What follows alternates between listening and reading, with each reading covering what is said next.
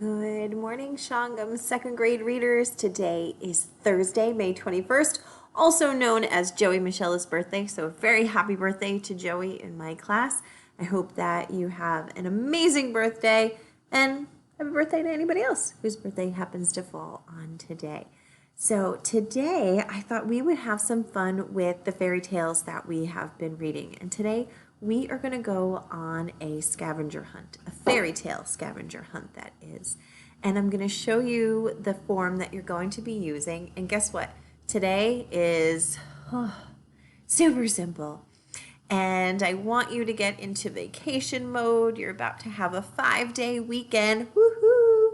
So I wanted to do something fun today with the fairy tales. I am going to read a silly fairy tale to you. And you can use this particular fairy tale that I read to you today, or you can use any of the fairy tales that I've read in the past, or any fairy tales that you have read at home. So I want to show you what we're going to be doing. Here is the scavenger hunt. So you are going to listen to the story, and as you listen to it, you are going to cross off the things that the story has. Does your story have a magical element? Is there a king in the story? Is there a solution to a problem in the story? Does the story end and they lived happily ever after? Is there a castle? Are there talking animals? Is there a queen?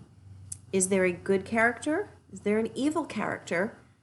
Does your story start with once upon a time? Are there elements of 3s or 7s in your story?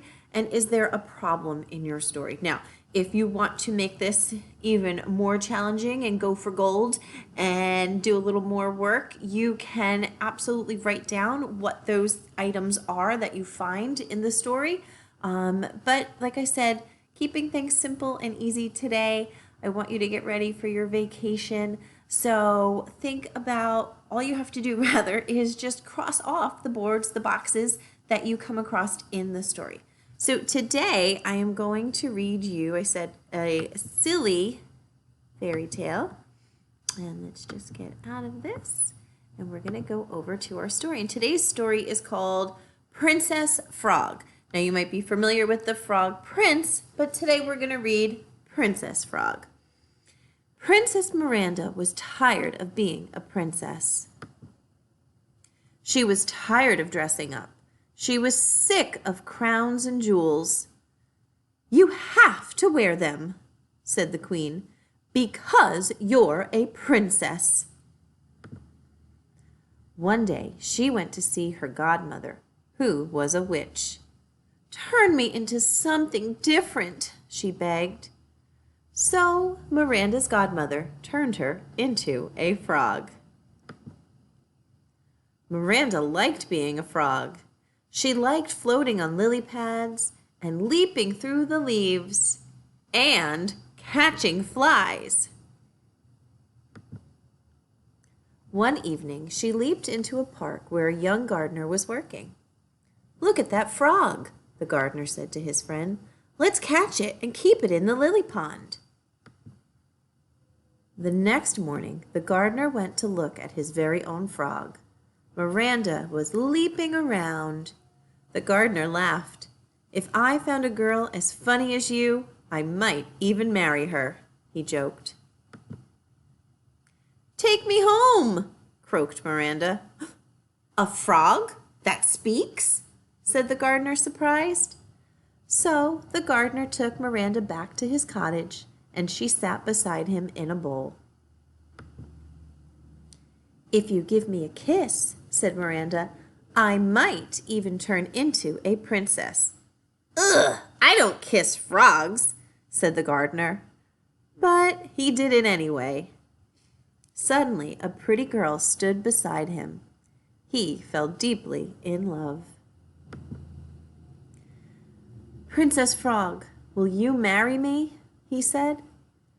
But Miranda wasn't quite sure. "No more dressing up?" she asked.